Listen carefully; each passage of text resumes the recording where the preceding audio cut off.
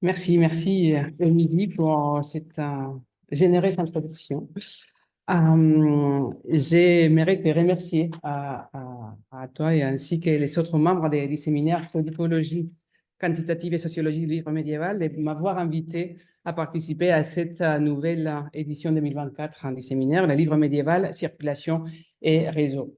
Je suis tout à fait ravi d'être ici aujourd'hui avec vous tous, effectivement, après avoir fait la connaissance l'année dernière lors de l'école d'été codicologie quantitative que je recommande vivement à tout le monde de suivre. Comme vous savez déjà, écouter à Émilie, et un de mes domaines principaux de recherche sont les manuscrits arabes produits dans l'Occident musulman, essentiellement dans la péninsule ibérique et au Maghreb. Aujourd'hui, j'aimerais vous parler de la production du livre manuscrit en caractère arabe dans l'Espagne médiévale et moderne, notamment au XVe et XVIe siècle. Il s'agit d'une production très intéressante parce que, comme nous le verrons dans quelques instants, elle s'est développée au sein des communautés musulmanes ibériques qui vivaient dans un contexte politique chrétien. Nous verrons que ces manuscrits, principalement en deux langues, l'espagnol et l'arabe, ont été écrits principalement en caractère arabe, mais pas toujours, car les caractères latins ont été aussi employés. De langues, de graphies, de cultures, de religions. Ces manuscrits sont donc pratiquement les seuls témoignages que nous conservons de ces communautés. Et ils illustrent très bien la réalité sociologique, idéologique et culturelle des royaumes d'Aragon et de Castille au XVe et XVIe siècle, ainsi qu'au début du XVIIe siècle. C'est l'époque de Fernando de Rojas, Garcilaso de la Vega, Miguel de Cervantes ou Lope de Vega en Espagne, ou en France, c'est l'époque de Christian de Pizan, ou celle de Montaigne ou Rabelais au XVIe siècle.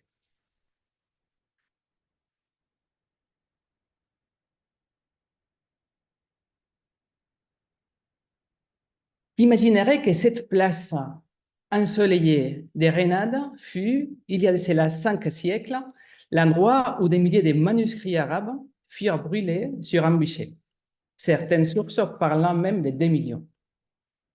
Vous connaissez certainement la Plaza de Vivarrambla, où le cardinal Jiménez de Cisneros donna l'ordre de mettre le feu au Coran et à tout livre traitant d'islam. Il voulait éliminer définitivement toute trace de l'islam dans la péninsule ibérique. L'événement eut lieu en 1501.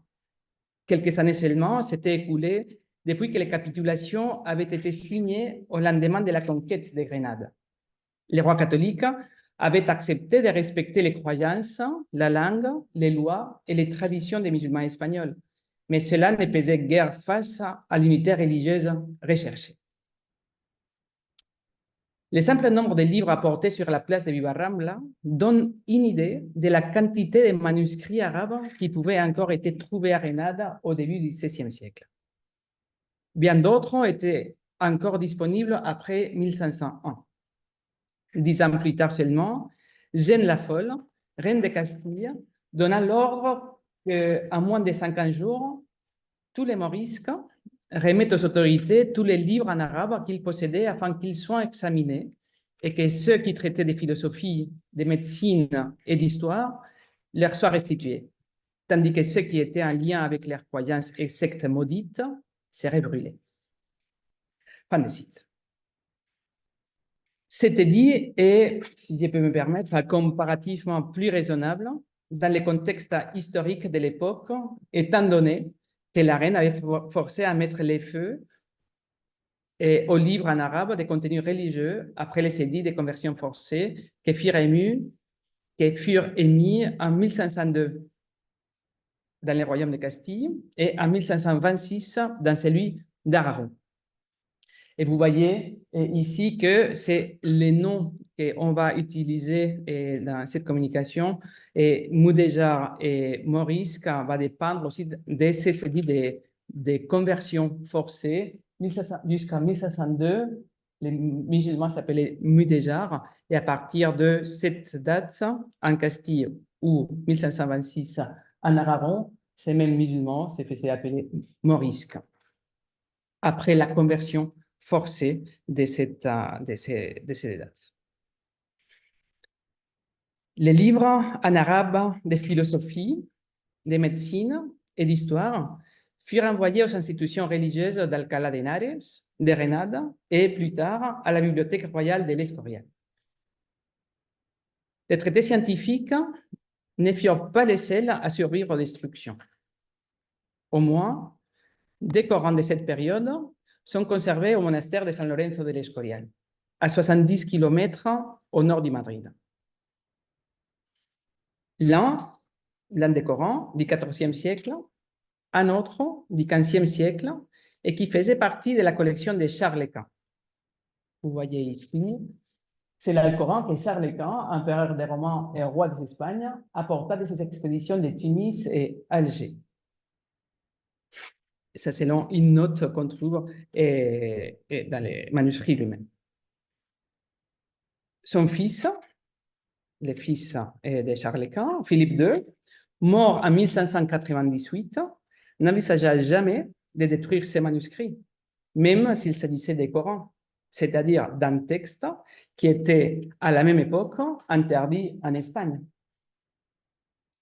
La même remarque peut être faite à propos de Philippe II, de Philippe III, le roi qui décida l'expulsion définitive des Morisques, comme on a vu les dernières communautés musulmanes d'Espagne, n'avait pas de problème à posséder dans sa bibliothèque un splendide exemplaire du Coran qui avait été la propriété du sultan marocain Moulay Zeidan. Et c'est le Coran que vous voyez sur l'écran. Tels sont les paradoxes de l'histoire.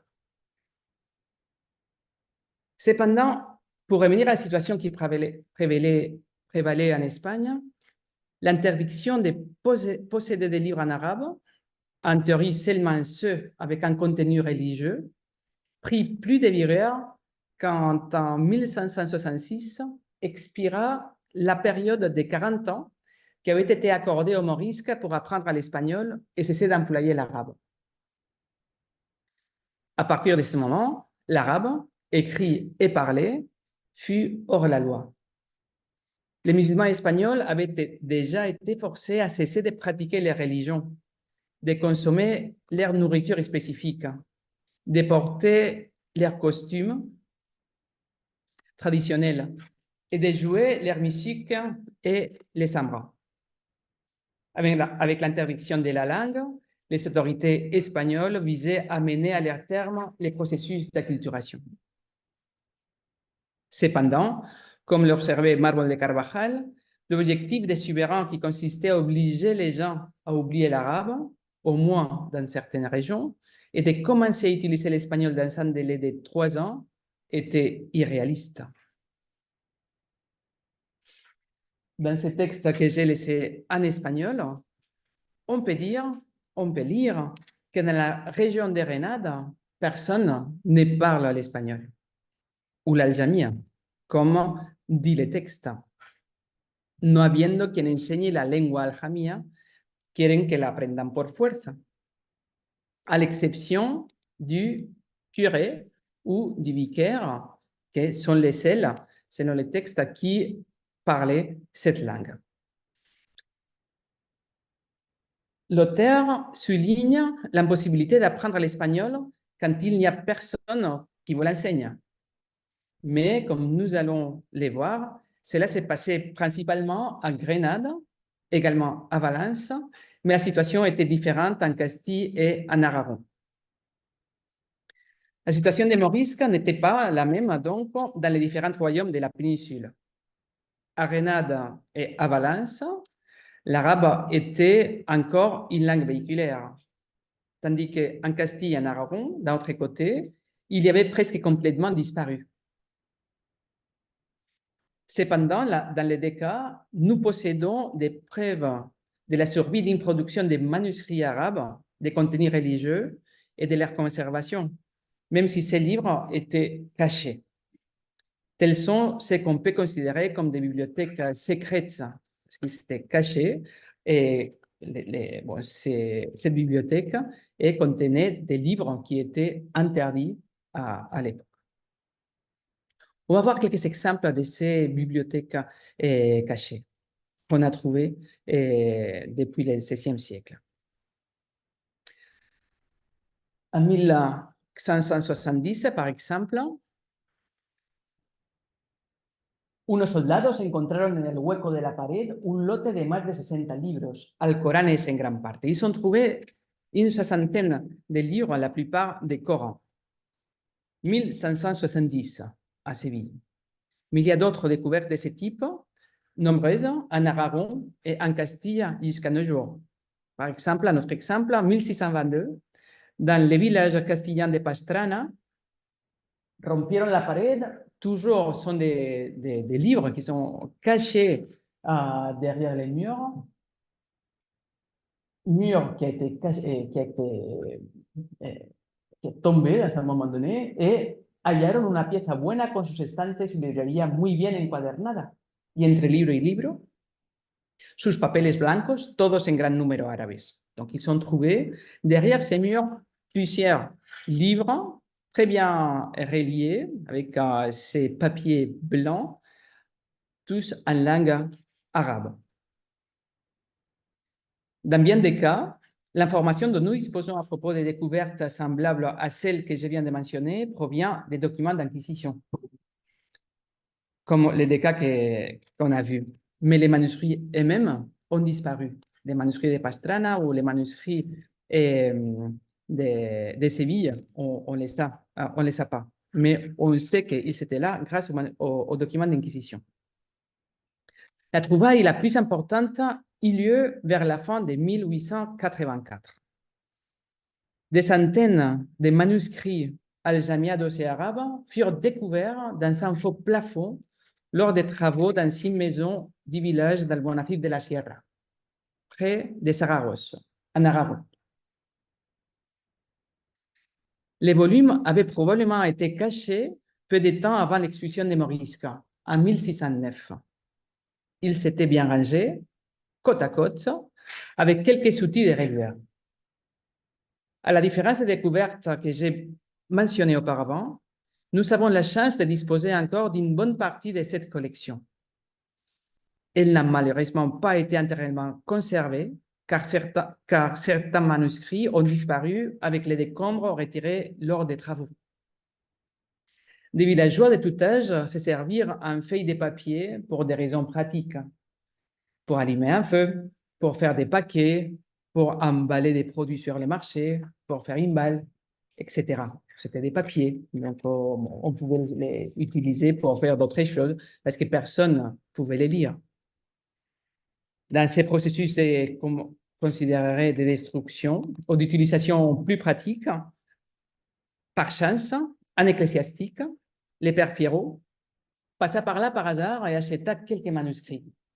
À ce moment, toutefois, à peu près une centaine d'entre eux avaient déjà disparu. Le père Fierro réussit à acheter jusqu'à 25 volumes, mais la plupart devinrent la propriété d'un professeur de l'université de Saragosse, Pablo Gil. Certains manuscrits restèrent probablement entre les mains des villageois d'Almonacid et en fait, on continue à trouver dans des collections privées des exemplaires et des manuscrits de ces trouvailles ou d'ailleurs. Après la mort de Pablo Gil, l'État espagnol acheta tous ces manuscrits qui sont maintenant conservés au CSIC de Madrid, au Centre national de la recherche de Madrid.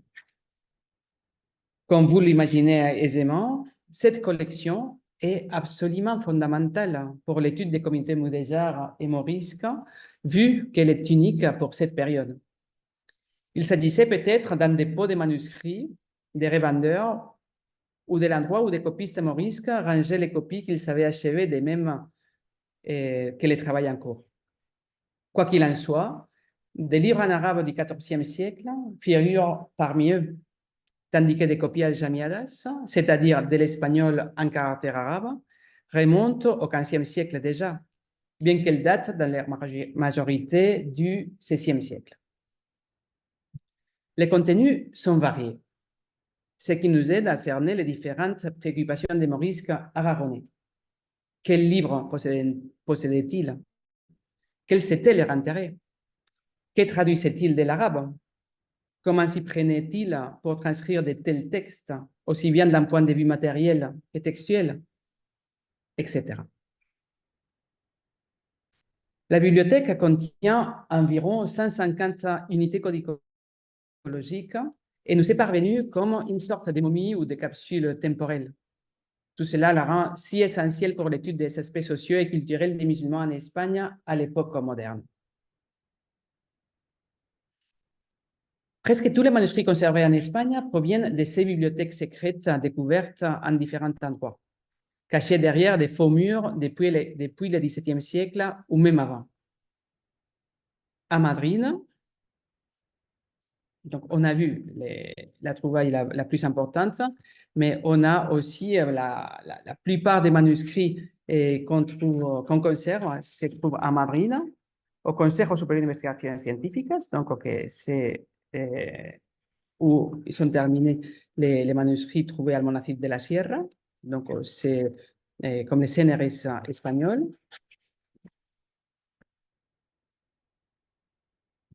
Mais il y a d'autres institutions, la Bibliothèque nationale d'Espagne, la Real Academia de la Historia, la Biblioteca Real ou la Real Biblioteca del Monasterio del Escorial.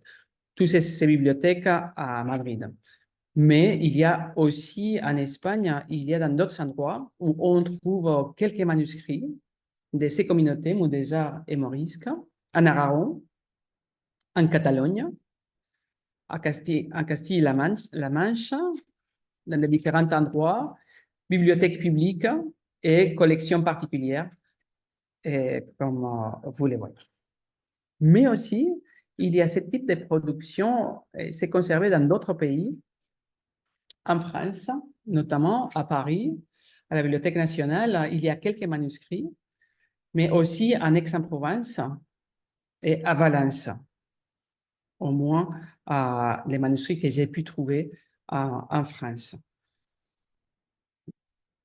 Grande-Bretagne, Suède, Italie, Suisse, Algérie, Australie, États-Unis et Mexique. Effectivement, comme on avait pu discuter juste avant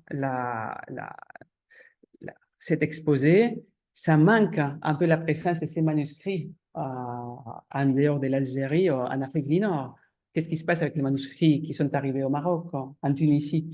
Ils sont pas là, ils sont plus là, ou on ne sait pas où est-ce qu'ils sont. Peut-être en bibliothèque privée, peut-être ils ne sont pas bien catalogués, mais on n'a pas de traces une présence possible de ces manuscrits au Maghreb, en dehors de l'Algérie, en dehors de ces bibliothèques nationales d'Alger. Mais sinon, comme vous avez pu voir, il y a un peu, pas beaucoup, mais il y a quelques unités, quelques manuscrits dans les différents endroits. Dans presque tous les cas, il s'agit d'achats réalisés en Espagne, en Afrique du Nord ou ailleurs, des une époque ancienne. C'est par exemple le cas de ces deux manuscrits qui sont parvenus à la Bibliothèque royale, aujourd'hui la Bibliothèque nationale de France, en 1686, grâce à Antoine Galland, qui les a acquis à Constantinople. Mais aussi récemment, ces manuscrits al-Jamiado a été vendu aux enchères à Madrid en 2012 et nous ignorons où il se trouve maintenant, par exemple. Donc ça, c'est aussi des choses avec lesquelles il faut tenir en compte, des manuscrits qui sont vendus, qui existent, mais qui terminent dans des collections privées et qui disparaissent de la circulation, au moins pour nous les chercheurs. Ou cette autre copie que la Bibliothèque de Columbia University à New York acquis en 2017. Il s'agit du premier manuscrit al-Jamiado à être conservé en Amérique du Nord, mais il provient de la collection d'Almonacid de la Sierra, à côté de Saragosse, que j'ai déjà mentionné. En dépit de toutes les interdictions auxquelles les communautés morisques étaient soumises et que j'ai mentionnées auparavant, de manière paradoxale, la majorité des manuscrits de ces communautés musulmanes qui ont survécu a été transcrite dans la seconde moitié du XVIe siècle, au moment même où les interdictions étaient les plus fortes.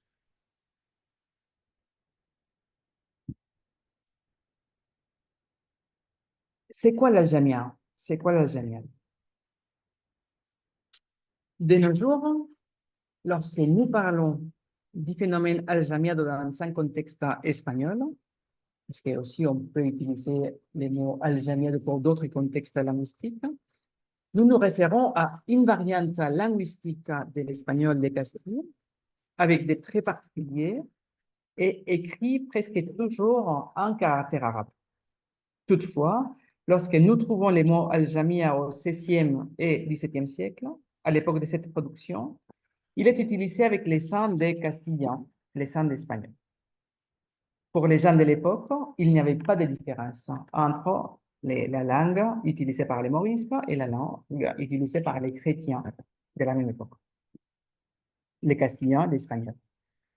Nous venons de les voir, cette utilisation, ce parallélisme, et dans mon dernier exemple, mais dans celui qui suit, c'est encore plus clair. Vous voyez ici ce parallélisme entre Al-Garabia et Arabigo ou Al-Jamia et Castellano. Donc, c'est synonyme entre Al-Jamia et Castillan ou espagnol. Utilisé au XVIe siècle avec ces sens.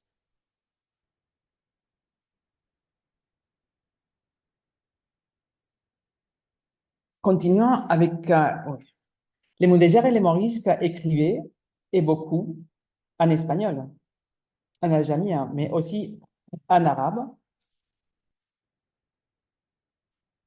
en catalan et en latin. Quoique dans une moindre proportion. Mais si cela peut surprendre, Anne al-Faqih, un spécialiste du droit musulman, écrivait à la fin du XIVe siècle, en catalan, dans une belle main latine, un traité juridique destiné à être employé par un noble chrétien, le seigneur de Sumarcárcer, qui gouvernait la région en tenant en compte les communautés musulmanes. Il s'agit du Gibre de la Sunna et Shara, traduction d'un traité juridique arabe en catalan. Mais il s'écrivait aussi en latin. Ainsi, nous trouvons les prières que tout bon chrétien devait réciter. Et ça, bon, j'ai mis les titres sur les textes, mais personne ne pouvait croire que c'est un Ave Maria. Mais oui, c'est un Ave Maria. Écrit en latin, en caractère arabe.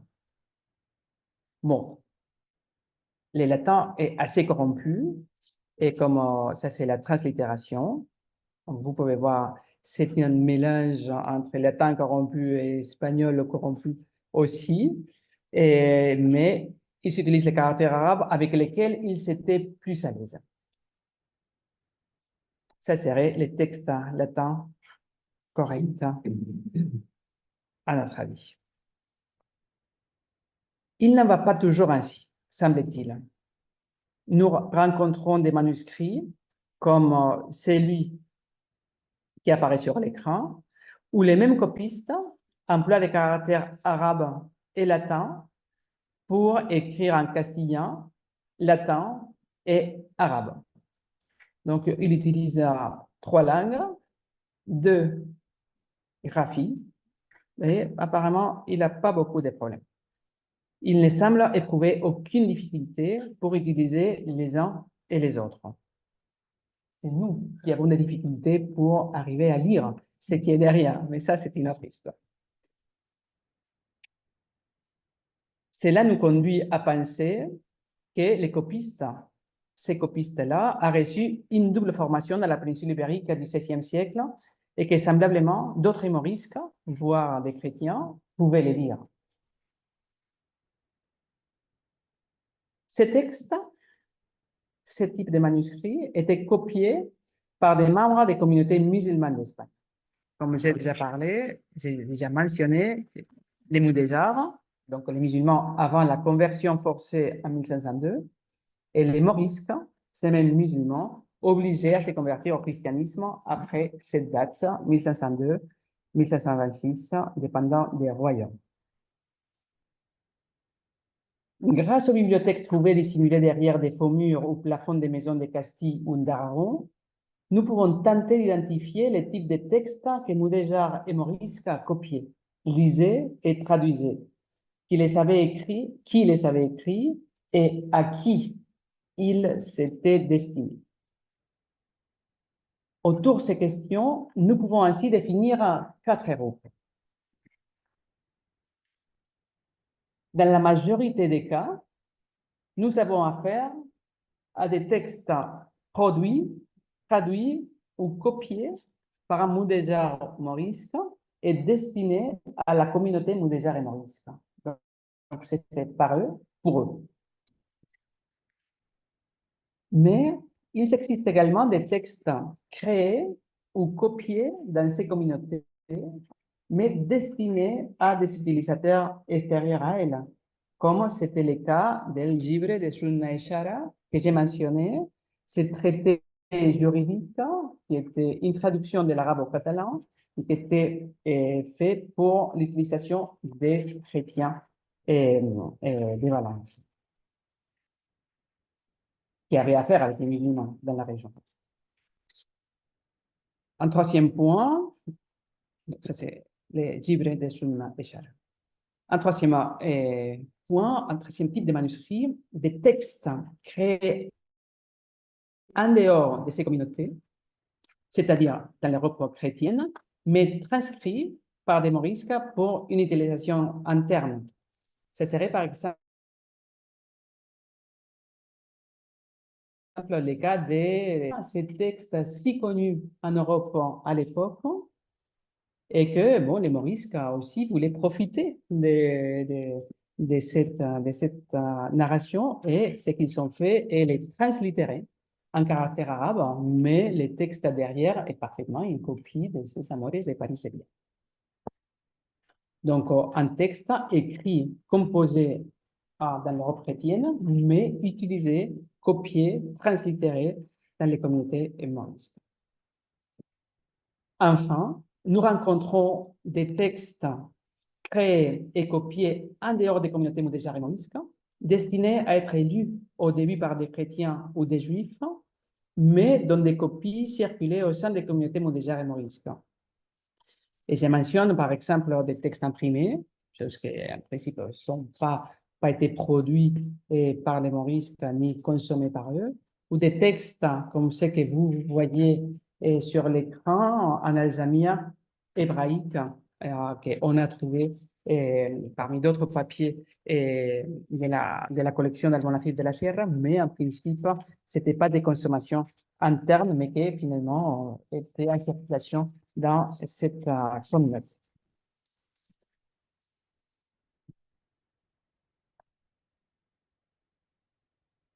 Nous ne savons pas quand ces manuscrits ont été copiés, parce que dans presque tous les cas, nous ne disposons d'aucune indication de la date de production. Mais nous pouvons considérer que cette production a vu le jour entre le XIVe siècle et le XVIIe siècle. Pourquoi pouvons-nous les soutenir? L'un des manuscrits que nous possédons, le poème de Youssouf, est écrit en quadernavia. C'est une mode poétique dans la littérature castillane du milieu du XIIIe et XIVe siècle, connue pour sa forme savante écrite. Depuis, cette mode a disparu après le XIVe siècle. La présence d'un manuscrit où est employée cette forme poétique nous conduit donc à penser que l'original a été composé au plus tard au XIVe siècle, même si la copie qui a survécu date du XVIe. Donc, c'est la date que les spécialistes disent que bon, la production algérienne a commencé fin XIVe. Pourquoi le début du XVIIe est-il la fin de ce type de production? Comme vous le savez, entre 1609 et 1614, les Morisques furent expulsés de la péninsule ibérique. Cet épisode marque la fin de la production de ce type de textes dans les années qui suivent. Mais à ce jour, les manuscrits qui nous sont parvenus datent du 15e, mais surtout du 16e siècle et du début du 17e siècle. Donc, même s'ils ont été composés plus tôt, mais les copies qu'on conserve sont postérieures jusqu'au début du 17e siècle. Ils ont été produits en Aragon et en Castille, mais pas à Grenade ni à Valence. Toujours, quand je parle de ces manuscrits, toujours il y a une question de « Ah, mais ils sont tous à Grenade ». Parce qu'on a cette idée, effectivement, bien logique des manuscrits arabes de la péninsule ibérique liés à Grenade. Mais non, il y a des manuscrits arabes, mais pas des manuscrits aljamiados de cet endroit. Les différents royaumes d'Espagne, comme j'ai dit au début de ma communication, ont chacun une histoire spécifique. Et cette observation peut être étendue aux communautés musulmanes qui s'y trouvaient. Tolède a été conquise en 1085. Grenade en 1492. 4 longs siècles séparent ces deux événements. Il est aisé de percevoir que les musulmans de Castille étaient bien plus enterrés en 1492 que ne l'était celle de Grenade, qui venait de perdre les royaumes musulmans. Dans le même temps, au XIVe siècle, probablement lorsque le phénomène aljamiado a débuté, Grenade était encore un royaume musulman et Valence n'avait été conquise qu'un siècle plus tôt. C'est la raison pour laquelle le jamia ne s'est pas développé dans chaque royaume ibérique, mais seulement en Castille et par-dessus tout en Aragon. Dans ces deux royaumes, les musulmans avaient oublié presque totalement non seulement l'arabe, mais aussi leur identité culturelle.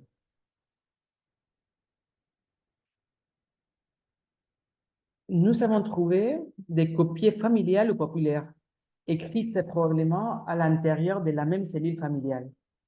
Mais la plupart des manuscrits ont été préparés par des copistes bien entraînés et étaient destinés à être employés par les alphaquis de différentes communautés, de manière à les contrôler et à maintenir leur cohésion à un moment où, comme je viens de le dire, elles perdaient leurs rites et leurs pratiques culturelles.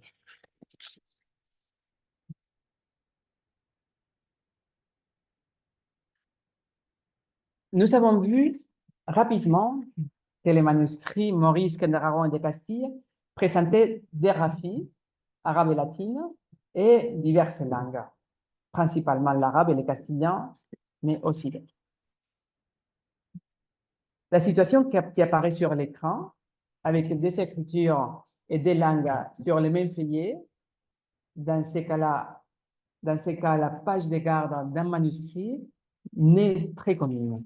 Donc, nous voyons ici, donc, il y a des caractères arabes, mais ici, c'est un texte en langue arabe. Ici, c'est un texte en espagnol en caractère arabe. Et ici, c'est un texte en espagnol en caractère latin.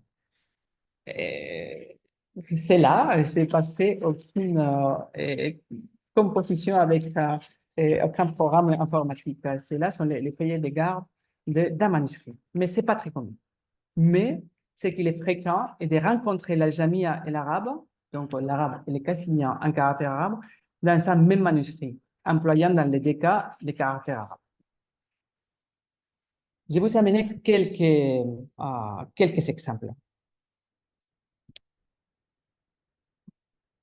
Aljamia en écriture arabe, c'est l'espagnol en écriture arabe. Arabe en écriture arabe, avec une caractéristique qui se répète pas dans tous les manuscrits, mais dans plusieurs d'entre eux, que c'est la vocalisation, donc toutes ces petites marques en rouge, tandis que le ductus est en noir ou en brun foncé. Arabe en écriture arabe, un autre manuscrit, avec cette même caractéristique, la vocalisation est en rouge sur le texte arabe.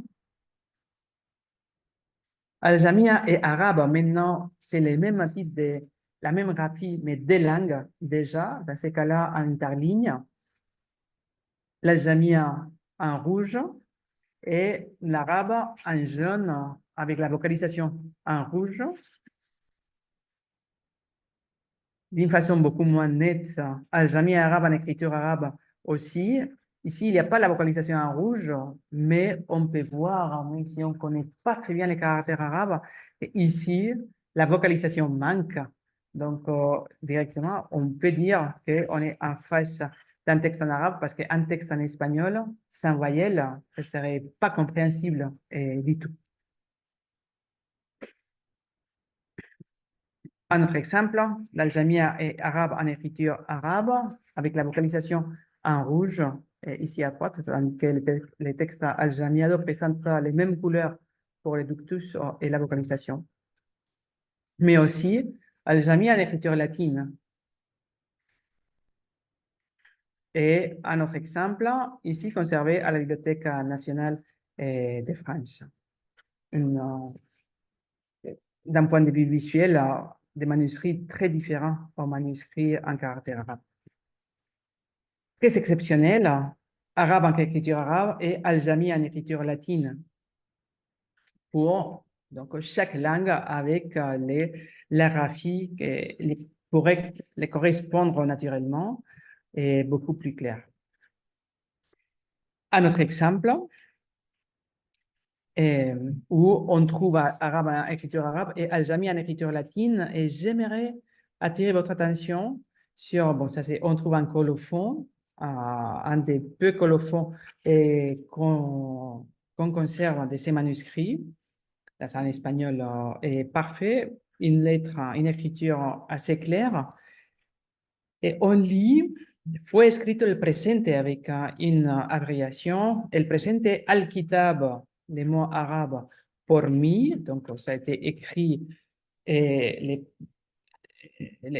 livres par moi, Ibrahim Izquierdo, donc le nom du copiste, pobre a, et on trouve ici un mot, et ce n'est pas un caractère latin, c'est Allah, donc ce n'est pas traduit à Dios, c'est même pas écrit avec des caractères latins. Dans un colophon écrit en espagnol en caractère latin, les copistes décident, optent pour inclure les mots Allah, les mots Dieu, en caractère en arabe et en caractère arabe dans un contexte parfaitement espagnol en caractère latin.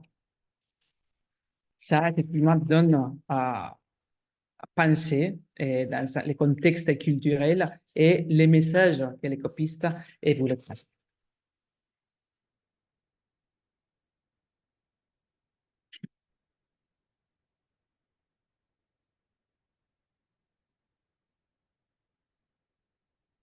La majorité de ces manuscrits sont des miscellanées, donc différents chapitres ou traités mis ensemble dans un but déterminé et copiés en général par les mêmes copistes. Mais on trouve également des volumes composites, différents textes réunis par la suite, et des copies unitaires. De manière exceptionnelle, des documents ont été écrits en aljamia, lettres personnelles ou documents légaux. Malheureusement, nous ne possédons que des rares exemples de ces derniers cas, et les cas que vous voyez ici, c'est même une transcription postérieure d'une lettre une lettre morte. Presque tous les manuscrits sont des traductions de textes arabes plus anciens. Des textes d'origine européenne apparaissent également. On a vu les cas de Paris Sevillana, de même que des compositions nouvelles, et d'autres termes de textes produits à nouveau par les morisques pour leur propre usage, pas de traduction des textes arabes antérieurs.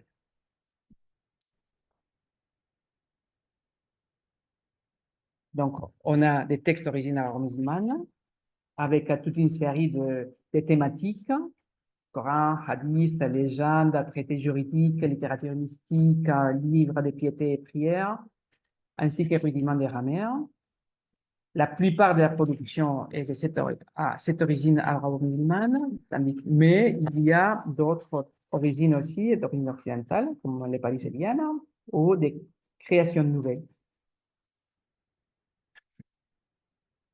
Par rapport à la langue, nous pouvons identifier deux types d'espagnol, on pourrait dire, dans les écrits de Mudéjar et Morisco. L'un est un espagnol très arabisé et très archaïsant, l'autre un espagnol standard, de même que celui qu'utilisaient les auteurs chrétiens contemporains. J'ai apporté des textes, pas pour les lire, mais bon, si vous repérez quelques exemples, peut-être, il y a Moussa ibn Imran, ça c'est pas du tout l'espagnol courant. Et il y a ces formules vocatives arabes, Ibn, fils de, qu'il continue à utiliser en arabe, ou al-Jannah, ou khalekado, en forme la racine halaka avec la terminaison morphologique castillane et créant un mot hybride entre l'arabe et l'espagnol, sont des textes qui peuvent être très difficiles à comprendre parce qu'ils sont entre l'arabe et le castillan médiéval. Mais aussi, il y a d'autres textes, aussi en caractère arabe, comme ce que vous voyez ici, avec un espagnol parfaitement contemporain, parfaitement lisible, compréhensible, sans aucune trace d'archaïsme, d'arabisme, de rien, qui aussi a été utilisé par un Morisque. Bien évidemment, des exemples comme les translittérations des textes contemporains produits dans l'Europe chrétienne transmettent un état de langue parfaitement bon, correct et la même qu'utilisent les chrétiens contemporains. Donc, il y a ces deux états de langue.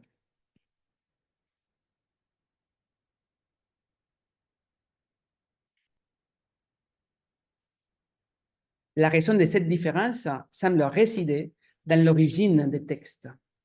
Les traductions de l'arabe sont beaucoup plus marquées linguistiquement par l'arabe, l'archaïsme et l'aragonais que les textes composés directement en castillan par les mudéjars et morisques et même déjà au XVIe siècle. Je voudrais aborder d'une façon assez rapide quelques caractéristiques matérielles de ces manuscrits. Comme cela est le cas pour le reste de la production manuscrite, les caractéristiques externes des manuscrits al-Jamiado ont certainement un lien avec leur contenu et les statuts culturels et économiques du lecteur, de même qu'avec l'usage pour lequel ils ont été préparés. L'origine et la destination des manuscrits sont reflétées par la vaste typologie qui peut être définie lors de leur examen. En ce qui concerne la taille, on voit des petits volumes comme ceci, 100 mm d'auteur et une cinquantaine feuillets.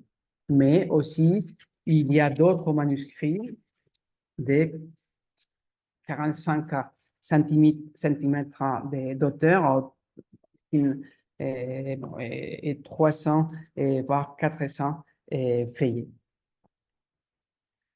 En ce qui concerne les contenus, il s'agit, comme j'ai dit, des manuscrits composites, très désorganisés et sans espace ni marge, comme ce que vous voyez ici, ou des volumes unitaires, comme la Summa e Divenamento della Santa Ley Sunna, rédigée à la fin du XVe siècle, mais la copie aussi du XVIe siècle. Mais comme j'ai dit, la plupart de ces manuscrits sont des miscellanies. Ils peuvent avoir été transcrits par une même main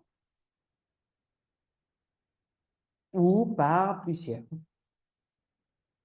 Écrites sans beaucoup de soins, sans marge ni décoration ou polychromie, ou au rebours, exécutées soigneusement, avec d'amples marges et de nombreux décors. À la lumière de cette information, nous pouvons dire que la production et la transmission de ces manuscrits ne suivaient pas un modèle unique. Aucun des manuscrits arabes et algamiados produits et copiés par les Mudéjar et Morisque n'a jamais été imprimé. Et presque aucun ne possède un titre ou un colophon. Nous ne connaissons pas ainsi ni la date, ni les lieux de copie de la plupart de cette production. Ce manque d'informations n'est pas toujours la conséquence de la disparition des premiers ou derniers cahiers, ce qui arrive souvent, mais du fait que, à l'exception des codices unitaires, les copies ne comportent pas ces éléments. La première page écrite peut être les versos du troisième feuillet, selon la tradition arabo-islamique, mais nous trouvons parfois les débuts sur les rectos, comme dans la tradition occidentale.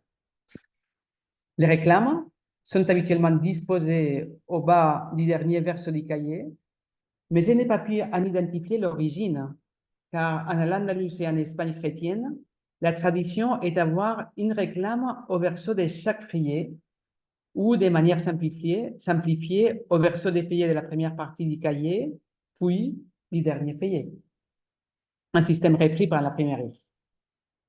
À propos de cette dernière, de l'imprimerie, quelques manuscrits alganados incorporent des traits de cette technique, tels que l'inclusion du sujet dans la marge supérieure, comme vous pouvez les voir sur l'écran. Tous ces manuscrits ont été copiés sur du papier, et presque tous sur du papier occidental, avec différents filigranes. Dans de nombreux cas, ce sont les mêmes que ceux qu'on trouve dans des documents et des livres chrétiens d'Arabe. Ce sont les mêmes papiers que les chrétiens voisins utilisent. Pour conclure, environ 200 manuscrits, mudéjars et morisques, ont été conservés. La plupart d'entre eux provenant des bibliothèques cachées derrière des faux murs ou plafonds des maisons d'Aragon et de Castille, où ils furent déposés avant 1609, date de l'expulsion définitive des Morisques. Il s'agit de témoignages fondamentaux pour comprendre ces communautés musulmanes de l'Espagne moderne. Ils s'écrivaient parfois, mais bien peu, en castillan et en latin, essentiellement en arabe et en castillan, ces derniers en caractère arabe. Cette production manuscrite est apparue comme une réponse au besoin de maintenir l'unité d'une communauté à laquelle il avait été interdit, au début du XVIe siècle, d'utiliser tout sur quoi reposait son identité, sa religion, son langage sacré, ses vêtements traditionnels, sa musique et son alimentation. Pour les manuscrits produits dans ces contextes, les copistes ont utilisé le castillan en caractère arabe et nous pouvons supposer que cela était la conséquence de la prohibition que je viens d'évoquer, puisque l'écriture était au moins l'un des moyens d'identifier les contenus d'un ouvrage comme musulman. Mais cette hypothèse ne saurait être l'unique explication. Nous possédons des documents comme celui que vous voyez et qui provient d'arabe. Il est rédigé en castillan, caractère latin, et signé par des morisques. Et vous voyez, les signatures sont en caractère arabe. Mais les noms sont des noms chrétiens. Donc, ce qu'ils disent sont Lope de Huerta et Juan Serrano. Donc, ce sont des noms chrétiens, mais en caractère. Ces genres d'indices devraient peut-être nous conduire à penser que dans quelques cas, au moins, les morisques étaient plus à l'aise avec cette écriture, donc l'écriture arabe, qu'avec les latins, ou l'écriture latine, ou qu'ils l'employaient plus facilement. D'un autre côté, à des dates plus tardives, fin du XVIe siècle et début du XVIIe siècle, les mêmes textes pouvaient circuler soit en écriture arabe, soit en caractère latin, mais bien sûr pas dans les mêmes manuscrits. À cette époque, comme les montrent ces manuscrits, après les Corans de Tolède, la connaissance de l'arabe avait été complètement perdue. Pas seulement la langue, mais aussi l'écriture. Cet exemple, c'est une traduction du Coran en caractère latin, la première, et qu'on a en castillan en caractère latin. Cet exemple est particulièrement significatif parce que nous avons ici non seulement un manuscrit écrit en caractère latin, nous en avons d'autres exemples, mais aussi avec la plus ancienne traduction complète du Coran en espagnol datée de 1606. Après l'expulsion définitive des Morisques entre 1609 et 1614, nous n'avons plus trace des manuscrits en alphabet arabe, mais uniquement en latin. On a avancé qu'ils manifestaient le désir de maintenir une identité espagnole dans un milieu musulman largement hostile, celui de l'Afrique du Nord ou des autres régions du monde musulman où les Morisques étaient partis. Mais c'est là peut-être la conséquence d'une connaissance insuffisante de l'arabe, puisque les Morisques maintenaient leur identité islamique et la manifestaient dans leurs manuscrits en caractère latin. Donc, c'est connu que quand les Morisques arrivent au nord de l'Afrique ou d'autres régions de l'Empire ottoman, ils ne s'étaient pas bien acceptés. Voilà, ils disaient qu'ils n'étaient pas des bons musulmans. Finalement, ils ne parlaient pas l'arabe, la religion était beaucoup moins mélangée avec d'autres pratiques. Donc, effectivement, mais c'est vrai, il y avait une identité islamique particulière et la manifestait dans leurs manuscrits en caractère latin qui n'était pas bienvenu dans ces nouvelles régions d'accueil. Les siècles d'or de l'Espagne est une période fascinante en lui-même. Mais lorsqu'on considère la présence de ces manuscrits, un monde multiple apparaît où des préoccupations idéologiques, politiques ou sociales se manifestent qui doivent être étudiées en détail afin de mieux apprendre la complexité de cette époque. Et je vous remercie.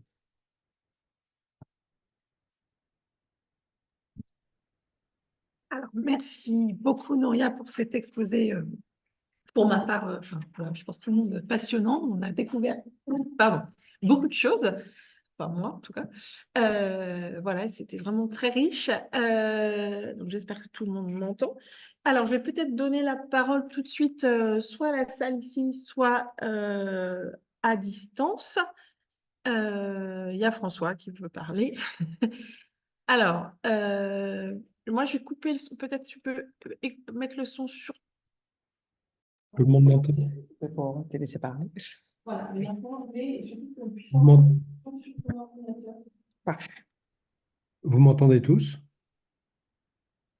Vas-y, François. Oui. Bonsoir Nouria. Tout d'abord, je tenais à prendre la parole tout de suite pour présenter des excuses. Voilà. Attends, François. Ouais. Les micros, je l'ai mis, mais si vous voulez, je peux l'arrêter. Non, il faut que tu entends ce qu'il dit. Ah, ok, oui, oui, c'est que j'entends ce qu'il dit. C'est bon? Oui, c'est Très bien. parfait. Oui, je vais prendre la parole tout de suite pour vous présenter les excuses, Nouria, pour ne pas être là ce soir, enfin en tout cas en présentiel, et de suivre la conférence par Zoom. Merci à la fois de votre volonté pédagogique de présenter un tableau de la situation des occidentalistes qui ne savent pas grand-chose en général de la situation de la péninsule ibérique et encore moins de ces questions comment dire, de manuscrits dans lesquels on emploie une graphie arabe en réalité pour écrire en castillan ou d'autres langues qui ne sont pas précisément l'arabe. Donc ça, merci. Et la communication était très riche. Alors, en vous écoutant, moi, il y a une question que je me pose parce que vous donnez quand même une datation des manuscrits très large, hein, du 14e au 15e siècle. Vous en avez vu beaucoup. Alors, vous avez dit qu'il y a très peu comment dire, d'éléments codicologiques qui permettent de dater ces manuscrits, mais il y a quand même cette question du papier, en fait. Et puis, vous en avez vu beaucoup. Est-ce que vous pourriez, comme ça, intuitivement affiner quand même la chronologie de production de ces manuscrits? Parce que depuis la fin du XIVe siècle, en gros, jusqu'au XVIe ou XVIIe siècle, c'est quand même large. Ça commence plutôt en 1450. Je sais pas, est-ce que intuitivement, vous avez une chronologie plus fine à nous proposer? Oui, et merci. Et merci, et François, pour la question. Et merci pour votre présence. Et, effectivement, c'est large. C'est en principe, c'est les dates qu'on a pour encadrer cette production.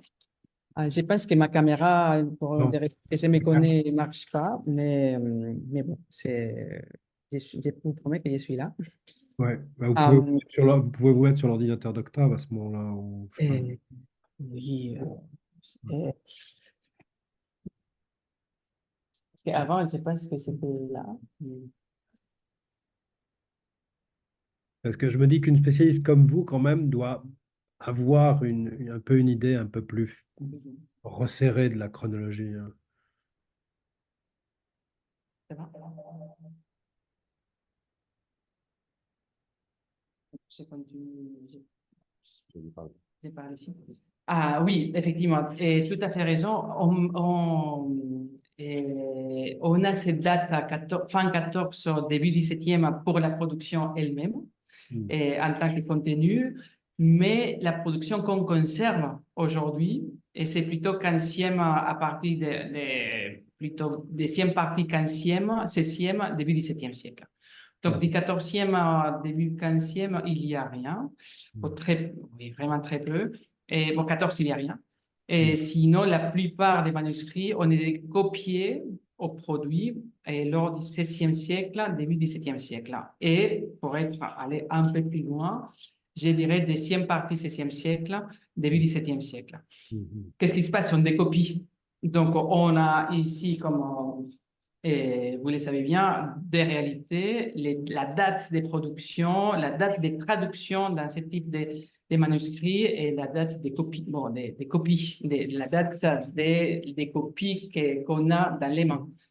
Donc, même si c'est plutôt 16e, fin, deuxième partie 16e siècle, début 17e siècle, sont des copies, les textes ont été traduits et copiés antérieurement, même si ce qu'on conserve sont des copies postérieures. Donc, c'est pour ça que, oui, on peut, effectivement, il m'a permis de passer quelques mois à la Bibliothèque nationale d'Espagne.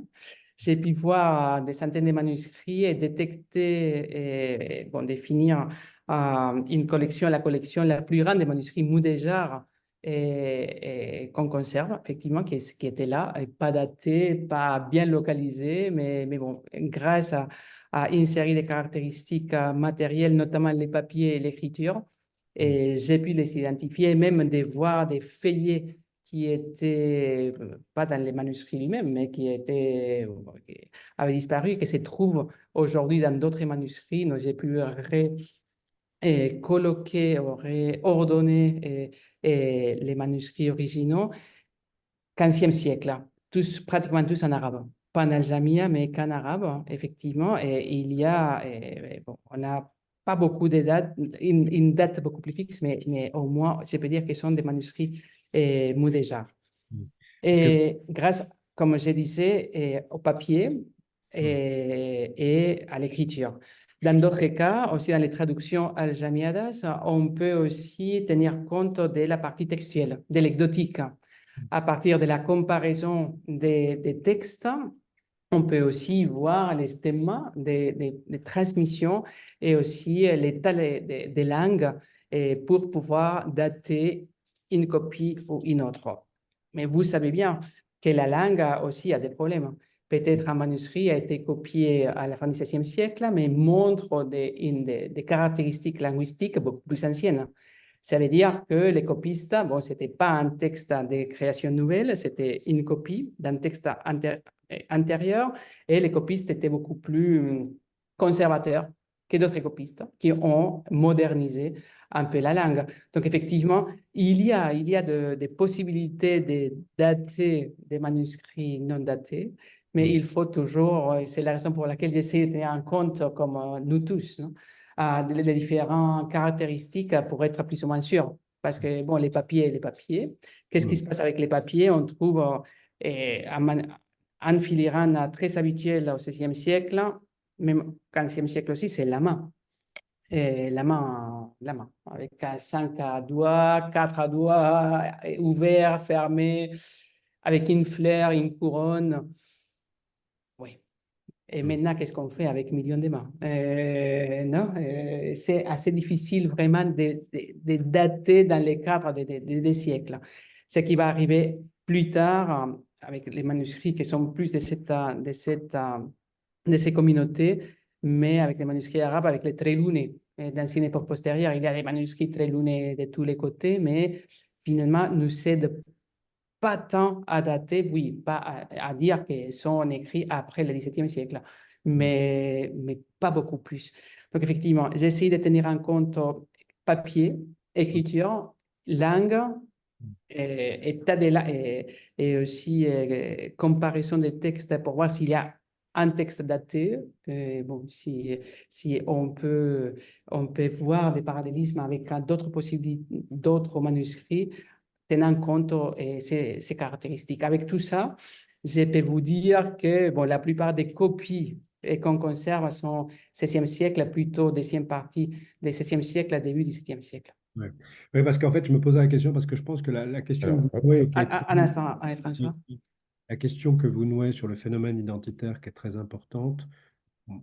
Je me souviens par exemple de cette confrérie à Tolède dont les actes de confrérie sont écrits en arabe. Ils n'ont pas le problème de langue encore au début du XVe siècle en fait. Et j'ai l'impression qu'il se pose bien après en réalité, à partir des années 1450, mais qui correspond aussi à une fermeture communautaire du côté chrétien en fait. Donc c'est pour ça, dans ma tête, j'avais une chronologie qui était plutôt deuxième partie du XVe siècle, voire même un peu plus tard pour cette perte de lien en fait avec la langue arabe. Et alors, le problème que vous posez, qui est un problème extrêmement important, celui de l'identité culturelle, de l'identité cultuelle, vous avez des traces d'usage de ces livres al-Khamiyad, par exemple, est-ce que vous pensez que les Corans sont utilisés pour la prière, les Corans al-Khamiyad, ou est-ce que vous pensez que les textes juridiques sont utilisés par les al-Faqiz?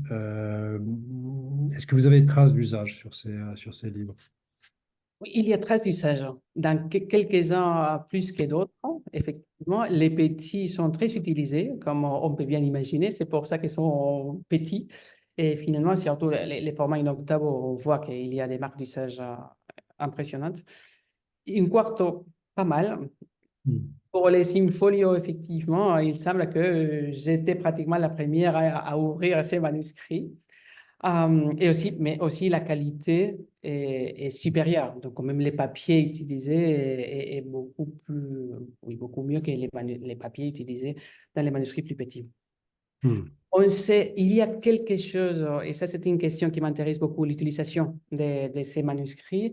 Il y a une chose qui est nulle part, ou pratiquement absent, qui sont les notes. Les notes sur les marges ou les notes sur les feuillets, les pages de garde. Par exemple, très présentes dans les manuscrits arabes, en dehors de cette communauté. Et ici, on les trouve très rarement, vraiment très rarement. Donc, et pour moi, c'est une marque d'utilisation claire de la production manuscrite. Mais par contre, on voit des tâches d'utilisation, des doigts sur les coins. Hein. Donc ça, on est sûr que les manuscrits ont été utilisés. Mais par contre, oui, il s'ajoute quelquefois des petites notes, mais liées plutôt à la naissance d'un nouveau, d'un nouveau enfant, mais rien à voir avec les contenus du manuscrit. Et donc ça, effectivement, me laisse un peu avec ces doutes de comment ces manuscrits ont été utilisés et pour pas avoir envie de noter ni à niveau linguistique, ni à niveau de commentaires religieux ou juridiques ou grammatical. Donc, oui, mais ça, c'est très important. Mais ils s'étaient utilisés, il y a copié et recopié. C'est vrai que, comme j'ai dit, la plupart des manuscrits sont des miscellanées. Donc, il n'y a pas de manuscrits qui transmettent les mêmes choses. Mais par contre, on peut suivre les mêmes chapitres dans les différents manuscrits.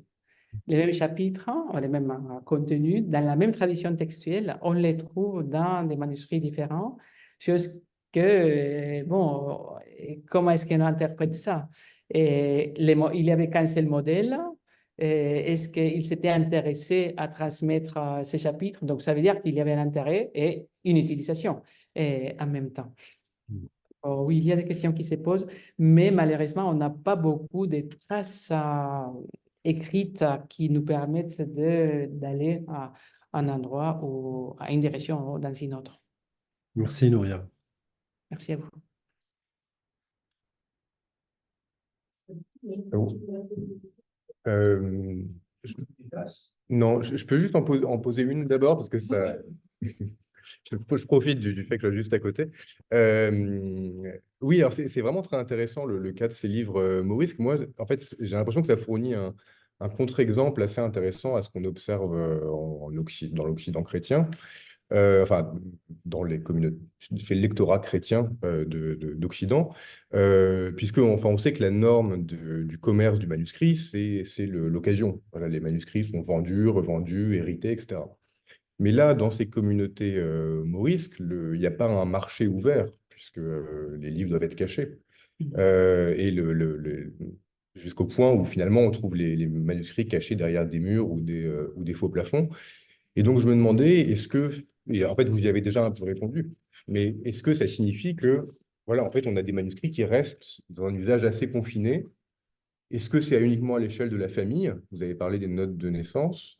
Est-ce que c'est à l'échelle peut-être, je ne sais pas, d'un village ou d'une région?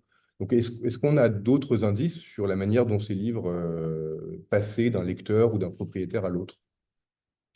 Et notamment, et juste, j'ai envie de profiter une deuxième sous-question concernant les reliures. Parce que on voyait un exemple de reliure qui avait l'air assez grossière. Et en fait, bon, les reliures, souvent, elles ont été faites et refaites. Mais là, c'est pareil. Si ces manuscrits ont été longtemps cachés, est-ce que ça veut dire qu'on a une plus grande proportion de reliures anciennes dans ce corpus? Merci. Je commence par la reliure. Effectivement, ces manuscrits ont été produits jusqu'au XVIIe siècle et après, bien, ils ont voyagé et après, ils sont arrivés aux bibliothèques européennes et dans la plupart, ou bien ils ont été cachés. Ceux qui ont été cachés, on a vu que la plupart d'entre eux n'avaient pas de rayures. Et c'était sans rayures. Donc, il y avait toujours des cahiers, toujours, mais quelquefois les cahiers étaient cossus, mais à l'intérieur, donc les feuillets, les bifeuillets à l'intérieur du cahier étaient cossus, mais sans rayures. Ils étaient préparés par être reliés, mais ils n'avaient pas reçu de rayures. Sinon, effectivement, on a des petites collections et des rayures du 15e, 16e siècle. Qu'est-ce qui se passe? Ils sont plus cachés, ces manuscrits, ils sont passés aux bibliothèques. Et les bibliothèques ont, je ne sais pas pourquoi, ont l'habitude de faire disparaître les rayures anciennes. Et on a, dans quelques cas, par exemple, la Bibliothèque nationale d'Espagne, très peu de manuscrits Mudéjar et Maurice qui conservent la reliure originale, même si la reliure originale est là. Mais à part, et apparemment, je n'ai pas eu l'accès à voir ces reliures parce que c'est dans le département de conservation. Donc, apparemment, il y a une équipe qui est en train de les décrire, de les étudier, mais ils n'ont pas d'accès aux chercheurs. Donc, je ne peux pas vous dire, mais ils sont là. Au CSIC, les manuscrits de la Trouvaille d'Almonacid de la Sierra, il y a très peu, mais on conserve. Et ce que j'ai montré, effectivement, c'est un exemple assez intéressant de manuscrits factices, de manuscrits composites, où ils ont utilisé aussi la rayure pour continuer à coudre les cahiers qu'on essayait d'inclure d'une façon un peu violente à l'intérieur de ces pauvres rayures. Donc, effectivement, mais il y a quelques-unes qui nous montrent bon, un peu comment les manuscrits étaient produits depuis le début jusqu'à la fin. Et malheureusement, il n'y a pas. À ce qui concerne les marchés, un sujet fascinant et dont on ne sait pas beaucoup, si, mais on sait quelque chose grâce aux documents d'acquisition. Parce que, vous savez, tu as parlé d'un marché ouvert ou pas, ou caché. Effectivement, ce n'était pas possible d'acheter et de vendre ces manuscrits tranquillement, mais en même temps, on peut bien imaginer un commerce de ce type de manuscrits dans les différents royaumes. Et même, on sait qu'il y avait des commerçants que parmi d'autres objets et d'autres de la nourriture, ils mettaient aussi des manuscrits. Et donc, ils allaient d'un endroit à l'autre. Il y a j'ai une hypothèse à propos de justement d'Algonacid de la Sierra, de ces trouvailles, de ces villages où on a trouvé centaines de manuscrits. Tenant compte que c'est un village assez petit, à quoi servait avoir une production si élevée de manuscrits? C'était pas pour les vendre ou les donner à d'autres communautés voisines ou un peu plus éloignées. Je pense que ça, bon, on peut discuter de ça, mais je pense, mais c'est toujours l'hypothèse. Et ça n'a aucun sens de produire si on ne va pas faire quelque chose avec ces livres. Donc, j'imagine que cette production était prête vraiment pour l'exportation, pour les vendre ou pour les amener à d'autres endroits. Et que les alphakis d'autres communautés, d'autres villages, d'autres régions puissent les lire aussi et les partager avec les voisinages propres. Sinon, des centaines de manuscrits dans un tout petit village, c'est curieux quand même. Mais effectivement, comme je vous disais, il y a dans les documents d'inquisition, on a des informations très intéressantes par rapport à ces transports des livres, dans des mules, dans des ânes, d'une ville à l'autre. Et donc, on trouve des petits manuscrits ou des manuscrits un peu plus grands, mais toujours effectivement des dimensions réduites, et parmi d'autres objets chez les commerçants, donc qui transportent des choses d'un endroit à l'autre, mais toujours effectivement cachées. À quel point les autorités chrétiennes connaissaient ou ne connaissaient pas ces transports des choses, bon, c'est toujours un point à voir. Comme vous le savez, même si on parle, bon, on parle pas tant des musulmans en Espagne au XVIe siècle, j'ai mentionné d'autres auteurs du siècle d'or, chrétiens et espagnols, et ils mentionnent ces communautés musulmanes dans les ouvrages. Cervantes mentionne les morisques, elles sont bien présents chez Cervantes, mais vraiment, ce n'était pas un grand problème d'État. C'était, oui, c'était là, il y avait un problème avec ces communautés, mais les protestants posaient beaucoup plus de problèmes que les musulmans. Et donc, il y avait une interdiction, l'interdiction était réelle, mais vous voyez, la première fois qu'ils ont interdit l'arabe, après, ils sont arrivés à un accord entre Charles Quint et les morisques, accord bien évidemment financier, et bon, au lieu de 3 ans pour apprendre l'espagnol, ils avaient 40 ans, donc bon, un peu de calme, on est tranquille à le départ, et ça y est. C'est qu'un peu plus tard que les choses sont devenues un peu plus dures, et après ça, la fin était vraiment inattendue, que c'est l'expulsion. Mais même dans les cadres des autorités, ils n'étaient pas tous d'accord. Il y avait beaucoup de problèmes, parce qu'en plus, et bon, je voudrais vous poser une question qui peut être basique ou compliquée. L'expulsion était de qui?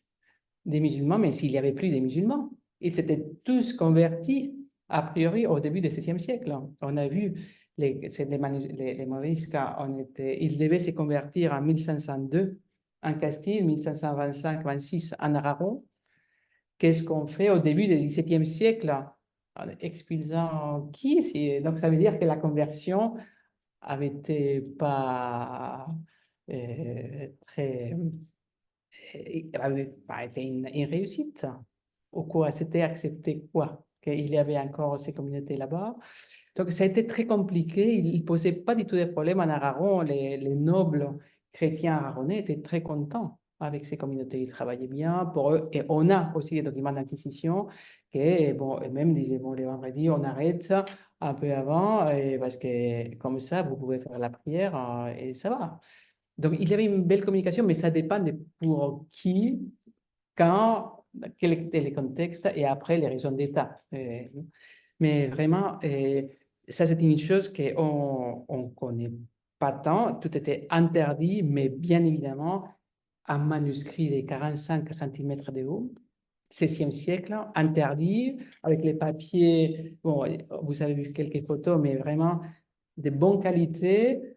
Et j'ai mes doutes aussi que bon, personne ne connaissait pas, avait pas la connaissance de la production de ce type de manuscrits. Où est-ce que ces gens se formaient? Où est-ce qu'ils réussissaient à voir les papiers? Ce n'était pas les productions locales faites comme ça. Hein. Non, non, il y a des choses d'une très bonne qualité. Donc, il y a toujours des questions. On n'a pas d'évidence textuelle, mais oui, on dit, OK, d'accord, tout était interdit, et sont des minorités, ce sont des minorités, mais il y avait une formation, il y avait une interdiction réelle, mais aussi, je pense, un dialogue au moins dans quelques endroits, quelques mois, qui nous a permis aussi, ou qui les a permis à eux de produire ces manuscrits et à nous de les avoir reçus. C'est vrai que dans la plupart, ils s'étaient cachés, mais ce que personne ne connaissait qu'en Amonací de la Sierra, il y avait environ 200 manuscrits en train de se produire et cachés quelque part. Bon, 200 manuscrits, des livres. Je ne sais pas combien de livres il y a ici, mais on les cache pas comme ça d'un jour à l'autre. Tout le monde sait qu'il y a des livres. Donc, il y a toujours des questions qui me semblent très, très intéressantes. Et d'un autre côté, on ne parle pratiquement jamais de la présence de ces communautés au XVIe siècle, et notamment en Espagne, non? Et qui finalement sont assez importants parce qu'effectivement, on les voit dans la littérature contemporaine. Et bon, et ça marque un peu l'esprit d'une culture et d'une époque. Jean-Philippe, vous avez une question? Oui, alors la question qu'Octave a posée et puis la réponse que tu viens de donner, il faut en partie ce que je voulais dire, parce que j'ai été frappé par certaines ressemblances finalement avec le cas anglais et l'hérésie Wycliffe. Le fait de posséder des livres en anglais était une condition suffisante pour avoir la visite des sergents de l'archevêque. Les livres étaient confisqués, on triait, bon, ceux qui étaient de la poésie, etc., on les rendait, effectivement, c'est la même chose. Alors, le problème, c'est que dans ces manuscrits, on dit toujours c'est beaucoup une production locale, c'est le même problème, c'est une production cachée. Sauf qu'en Angleterre, on est à peu près sûr qu'une grande partie de cette production était le fait des libraires professionnels de Londres.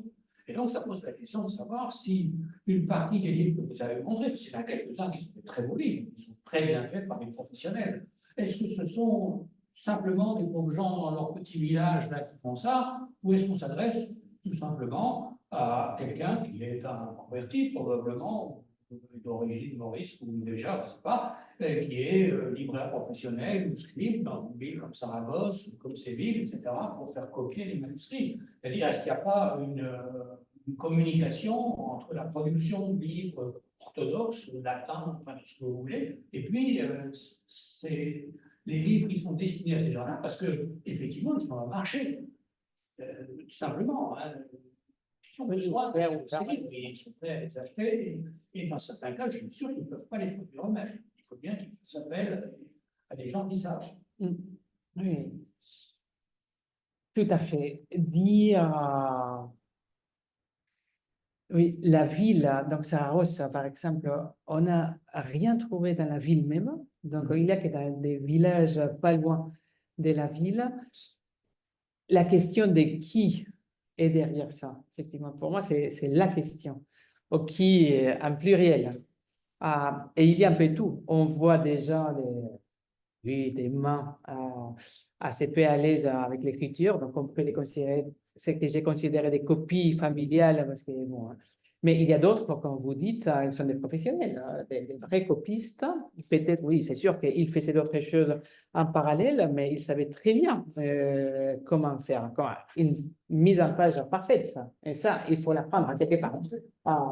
Une écriture très régulière, très soignée, un décor, il devait avoir des modèles, parce que c'est toute une culture transmise d'un côté de l'Andalus et d'un autre côté de l'Espagne chrétienne aussi. Ils savaient l'accès, effectivement.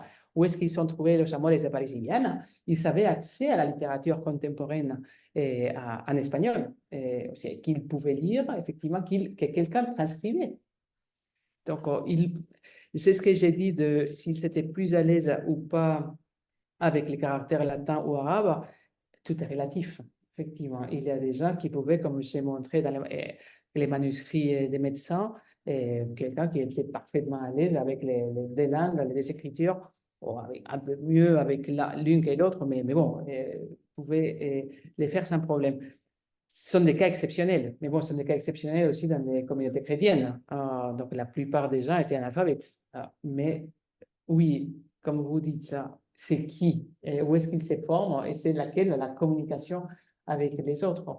Mais dans la ville, à quoi pour les convertis, c'est l'objectif. Les contenus sont pas sont pas très savants. C'est plutôt toutes des introductions aux choses, des introductions aux traités juridiques, des introductions aux traités grammaticaux.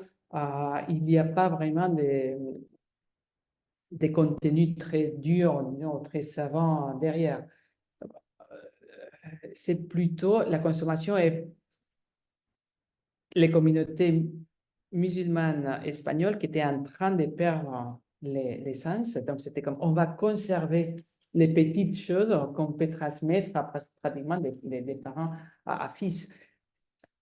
Mais la qualité des copies varie beaucoup. Et c'est là où c'est votre question et c'est ma question, ou mes questions aussi, je vous joins complètement, mais on n'arrive pas.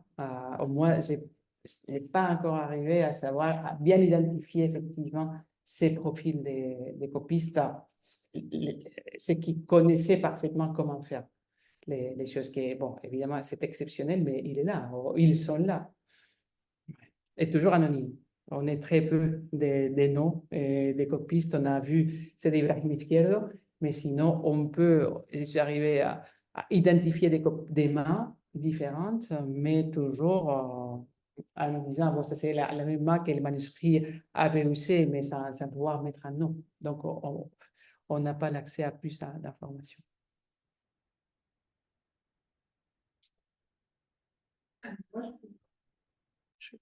Bien posé une... Attends. C'est bon. Alors, moi, j'ai plusieurs questions. Là, on a répondu, je barre sur les copistes, etc., parce que moi, c'est quelque chose qui m'intéresse. Juste sur les manuscrits, là, tu as dit dans le village où il y en a une centaine, 200. Alors, est-ce que c'est bien, c'est 1844, c'est ça qu'on découvre, c'est ceux qu'on découvre en 1844 ou pas? Alors, parce que tu dis, tout à l'heure, on les a produits, cachés, comment on pourrait cacher une production? Ça peut tout à fait être, enfin, il me semble, mais peut-être pas du tout. Est-ce qu'on n'a pas voulu à un moment garder trace, c'est-à-dire plutôt là, un instinct de conservation, et puis on les a conservés à cet endroit-là parce qu'il y a une personne qui était, voilà, et que ce ne soit pas lié à une production dans ce village-là, du tout, mais plutôt à un moment, une volonté de ne pas perdre cette culture. Alors quand? Parce que la question, c'est qu'on les découvre en 1844, mais est-ce que ça a été caché au XVIIe, au XVIIIe, au début, tu vois, enfin, à quel moment ça a été caché? C'est découvert en 1844, mais quand c'est caché. Et donc ça peut être aussi une volonté de conservation.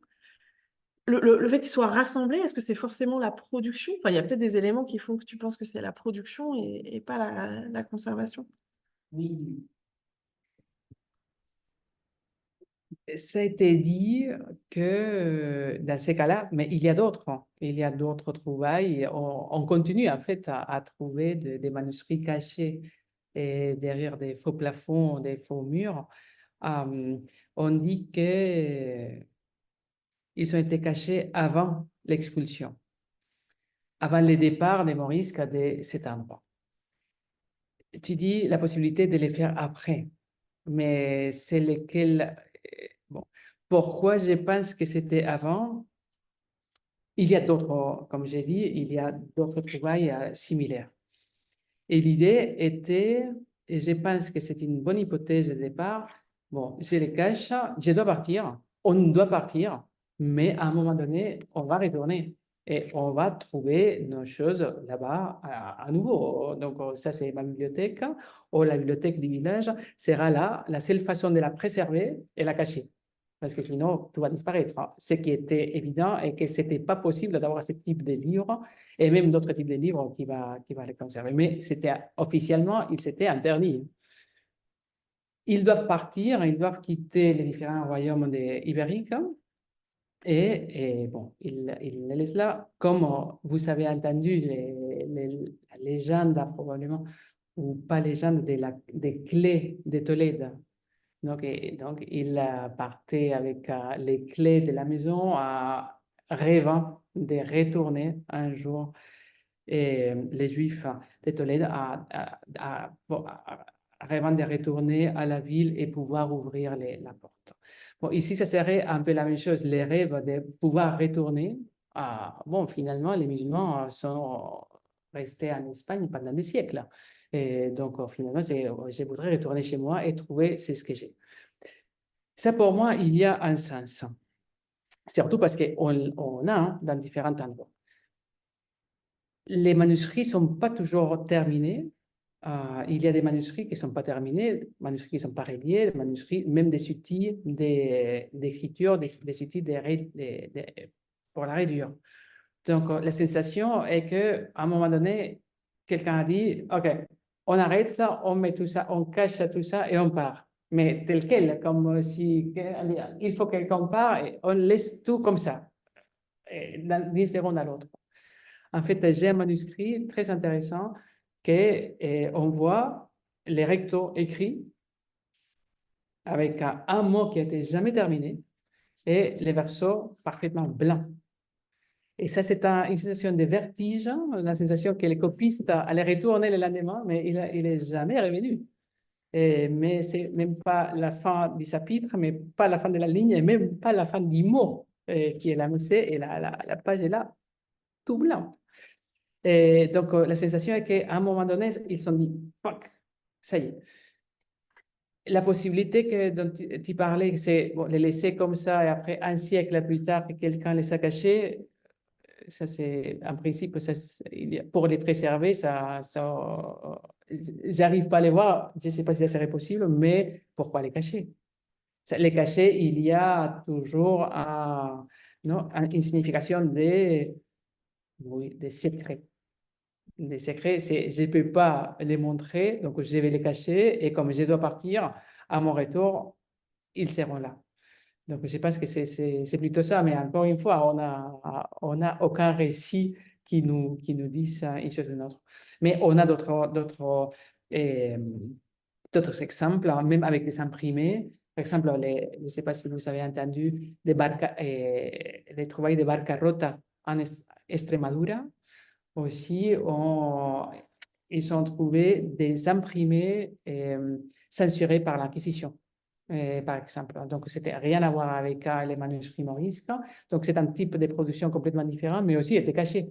Donc, c'était des livres, parmi d'autres, El Lazarillo de Tormes, donc, qui étaient interdits par l'Inquisition, mais ils ont décidé de cacher, effectivement, derrière, dans un faux plafond, et pour les retrouver à un moment, quelques années plus tard, ou à un moment où c'était possible de les lire. Donc, en Espagne, ça arrive, c'est arrivé assez souvent, et c'est concept de cacher des livres interdits pour pouvoir avoir accès un peu plus tard ou dans le futur. Donc, je ne sais pas si en fait, vous n'avez pas trouvé des choses pareilles ailleurs. C'est cette idée de cacher des livres soit manuscrits ou imprimés, des livres interdits, de les cacher dans des faux plafonds ou murs. Il y a les Guénizas, mais ce n'était pas forcément C'était pas caché. C'était pas caché, Ouais. c'était plus de la conservation.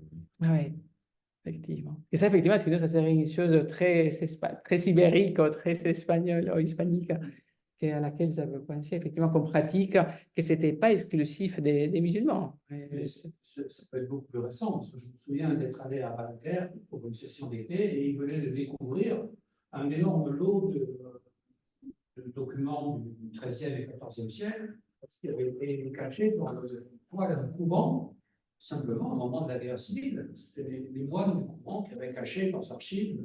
Et dans ce cas-là, Et ils venaient de le découvrir. C'était dans la.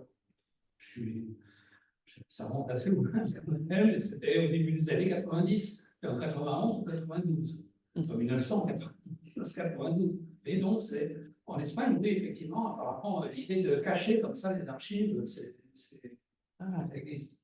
ouais, effectivement. Juste si je peux, est-ce que vous pensez vraiment que c'est toujours, que c'est toujours un cas de cacher vite quelque chose et devoir partir en espérant de revenir? Ou est-ce que ce sont des livres qui sont toujours cachés pendant qu'ils vivent là parce que ce sont des livres interdits?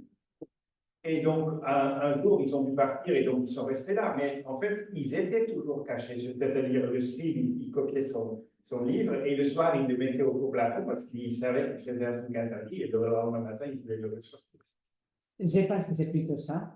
Mais il y avait une sorte de dépôt, effectivement, donc des bibliothèques secrètes où, oui, je pense, mais encore une fois, c'est strictement, oui, on ne sait pas.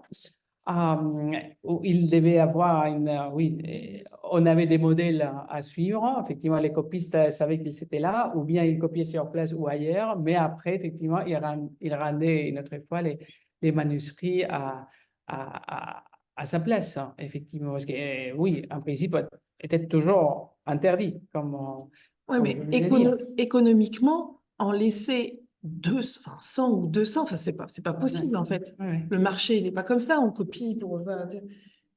Soit c'est un double système, c'est-à-dire à la fois, je sais pas, un libraire copie, c'est-à-dire à la fois il stocke des manuscrits d'occasion qui circulent, puis c'était très intéressant, cette idée aussi du matériel de copie. Mais enfin, quelqu'un copie pas 200 manuscrits en attendant de les vendre. Enfin, économiquement, ça tient pas la route du tout. Donc ça peut être plusieurs choses qui se superposent aussi, hein, c'est-à-dire à la fois un stock d'occasion, puis on vient lui demander de temps en temps, et aussi il produit en parallèle. Et aussi, on sait que dans ces villages, il y avait des écoles, il y avait une transmission des connaissances musulmanes, il y avait une formation locale. Donc, c'est pour ça que si on connaît qu'il y avait une formation,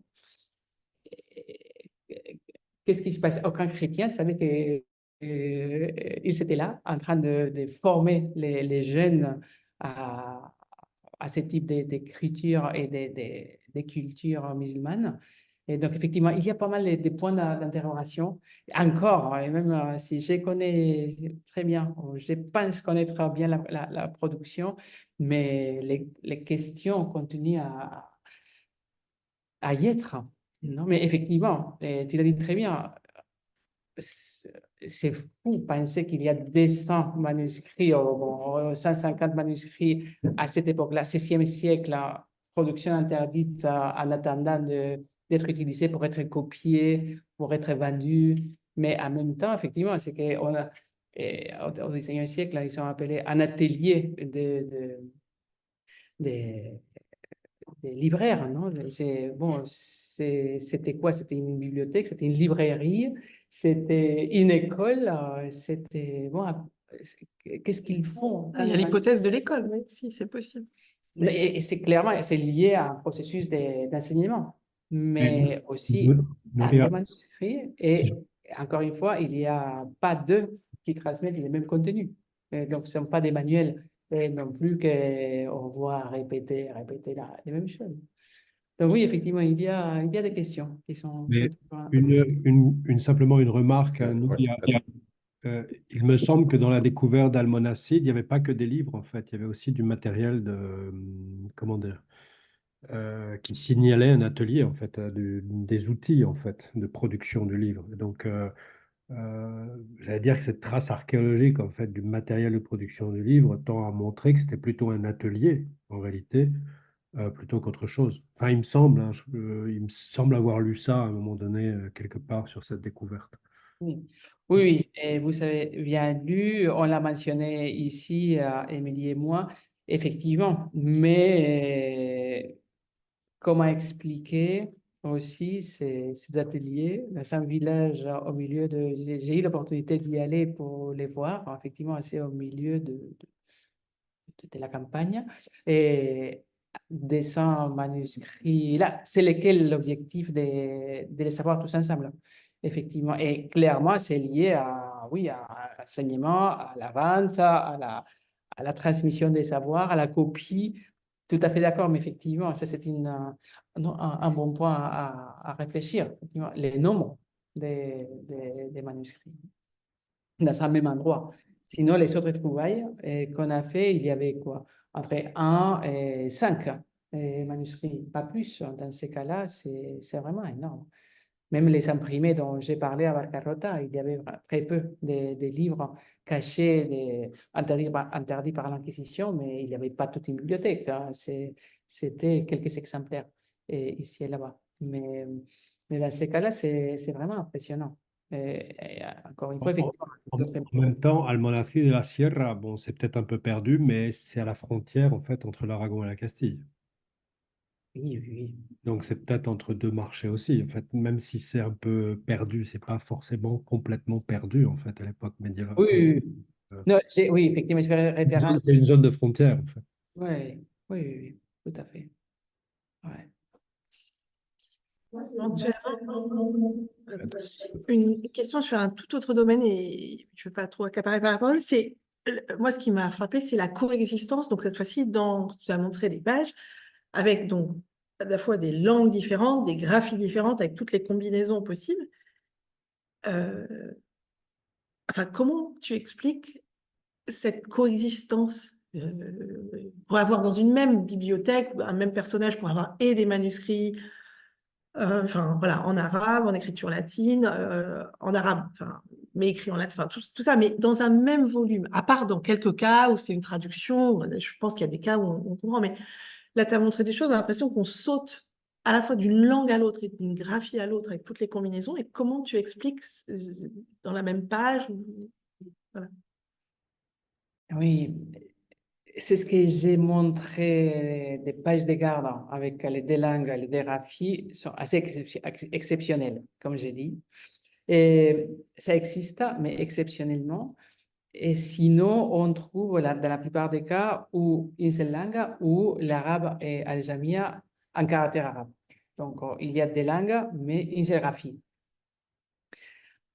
Dans plusieurs cas, je ne sais pas si c'est les mêmes copistes, pour te dire. Mais donc, c'est une question à résoudre aussi. Mais sinon, bon, c'est ce qu'on a, sont habituellement des textes en arabe traduits en al-jamia, en caractère arabe. Donc, traduits en castillan, traduits en espagnol, en caractère arabe. Donc, c'est relativement facilement compréhensible, ce que sont des textes traduits. Effectivement, quand on joue avec entre des langues et des graphies, il faudrait expliquer chaque cas. Pour les pages des gardes, je ne sais pas, bon, ce sont des notes différentes et ajoutées après. Et ce n'est pas les manuscrits lui-même, ce sont des notes ajoutées sur la page des gardes, exceptionnellement aussi. Mais sinon, je pense au Coran de Toledo, donc la dernière photo que j'ai montrée. Comme j'ai dit, c'est la traduction 1606, la traduction complète du Coran en castillan, en caractère latin, en principe, est fait dans les cadres au sein de ces communautés morisques. Traduction en castillan, caractère latin. Mais à la fin de chaque partie, de chaque quart, il y a un colophon. Dans ces cas-là, on a 4 colophons. Quelquefois, les copistes introduisent le colophon en arabe avec un peu d'algamia en caractère arabe, mais aussi, quelquefois, il introduit quelques petites phrases en algamia en caractère latin. Au-delà de ça, les premières lignes, et malheureusement, je n'ai pas un exemple ici, et c'est vraiment magnifique à voir la traduction en algamia.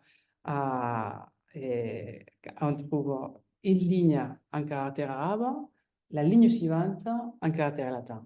la ligne suivante en caractère arabe et comme ça, caractère latin. Donc, chaque ligne, il change des caractères, des types d'écriture. Pour moi, dans ces cas-là, c'est plutôt un jeu pour dire je connais tout, moi, personne ne peut rien dire. Je suis familiarisé avec les caractères latins, les caractères arabes, avec l'arabe, avec les castillans. Donc, après, on se rend compte que c'est pas tant comme c'est pas ça. Et son arabe a beaucoup de problèmes et il se sent, on peut déduire qu'il se sent beaucoup plus à l'aise en écrivant un caractère latin qu'un caractère arabe pour une question aussi des types d'écriture. Mais je pense que c'est plutôt une sensation de qu'est-ce que je suis bon? Non? Et je vais vous montrer que je maîtrise les deux langues, les deux types d'écriture. On est déjà au début 16e siècle et 17e siècle. Je pense que c'est plutôt ça. Mais encore une fois, on pourrait penser une autre chose. Mais ce sont des cas assez exceptionnels. Sinon, ce sont tranquillement des traductions des textes bon, qui mettent pour aider les lecteurs à savoir de quoi il s'agit. Ouais. Mais sinon, c'est pratiquement dans les cas exceptionnels sont des cas de virtuosisme, je pense, linguistique. Et après, l'exemple que j'ai montré du colophon en castillan, caractère latin, avec les mots Allah en caractère arabe et en arabe. Donc, ça, c'est une autre chose beaucoup plus idéologique. Je ne sais pas qu'est-ce que vous en pensez, mais ça, c'est plutôt dire, bon, ça, je ne vais pas les traduire, hein, je ne vais pas les translittérer, je vais laisser les mots de Dieu comme il faut. Donc, en arabe, en caractère arabe, et pas de blâme ici. Mais aussi, ce sont des exceptions. Moi aussi, j'étais assez fasciné comme toi pourquoi. Et justement, ma question, c'est est-ce que des comparaisons, parce que ça s'est arrivé à d'autres endroits dans l'histoire, je pensais notamment au yiddish qui s'écrit en un caractère hébreu, enfin, des choses. Donc, à quel point la comparaison peut apporter des réponses au pourquoi, à la question pourquoi? Je ne sais pas si. Pourquoi l'utilisation de langues ou des écritures? Oui, mais pourquoi effectivement cette culture, cette hybridation de culture en langue et en graphie existe? Enfin, ouais. Oui, mais bon, il y a aussi un cas que peut-être Abdeslam est en train aussi d'étudier les cas des Al-Jami en Bosnie. Donc, les Bosniaques en caractère arabe, mais aussi en caractère latin. Et avec l'arabe, la langue vernaculaire. Et c'est, bon, pas aujourd'hui, mais jusqu'au début 20e siècle, n'est-ce pas? Donc, effectivement, il y a plusieurs cas que, oui, on peut l'expliquer plutôt d'un point de vue idéologique, culturel, religieux, mais aussi politique. Finalement, on pourrait dire les Turcs, avec, avant ou après Atatürk, que c'est bon, l'utilisation des caractères latins et caractères arabes.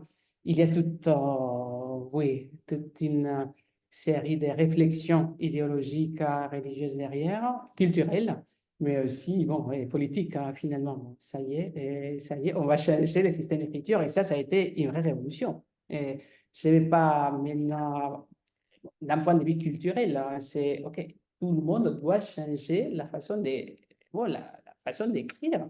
Et ça, c'est vraiment, l'impact a été énorme. Mais c'est pas le seul cas. Oui, en Bosnie, c'est la même chose. Et il y a différentes régions. Et les trucs qu'on ne connaît pas tant, c'est ce qui est arrivé. Mais en Europe, il y a différents cas. Depuis le 16e siècle jusqu'au début du 20e siècle, qu'on trouve des parallélismes très clairs. Bon, en Europe, mais aussi, effectivement, il y a les judéo-arabes, il y a différentes langues où on trouve une écriture qu'en principe n'était pas attendue pour refléter cette langue, mais ça existe. Les judéo-espagnols, bon, avec l'écriture juive et hébraïque, il y a, bon, on a plusieurs exemples. Donc, il y a Et ça, on pourrait trouver des comparaisons, personne n'a fait pour l'instant. Mais par exemple, la thèse qu'Abdeslam est en train de faire, personnellement, m'intéresse beaucoup parce que je pense que ça va être fondamental pour aussi expliquer des choses qui pouvaient arriver au Maurice, au XVIe siècle, qu'on n'a pas assez de données et qu'au XXe siècle, au XIXe siècle, on a beaucoup plus d'informations qui peuvent nous aider à expliquer ces phénomènes. Hein, que finalement, c'est cette hybridation qui existe dans plusieurs endroits, mais on n'arrive pas à savoir exactement qu'est-ce que c'est derrière. Et probablement, on pourrait l'expliquer de différentes façons ou non. Il y a toujours un leitmotiv qui nous échappe. On attend. Dans quelques années, je donner Inch'Allah. explication. Ok. On vous invitera à ce moment-là. Voilà, alors je pense qu'on a dépassé l'horaire comme d'habitude. Bon, ça va, on est à peu près dans les temps. Sauf s'il y a une question existentielle, quelqu'un qui ne dormira pas pendant 3 nuits s'il ne la pose pas maintenant.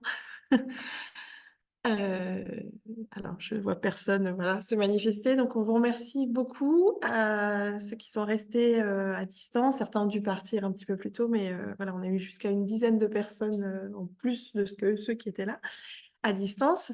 Merci beaucoup et on se retrouve donc, c'est dans 15 jours, si je ne me trompe pas, le 13 février. Voilà. Donc, merci beaucoup. Voilà, et puis à très bientôt pour une autre séance. Merci. Au revoir.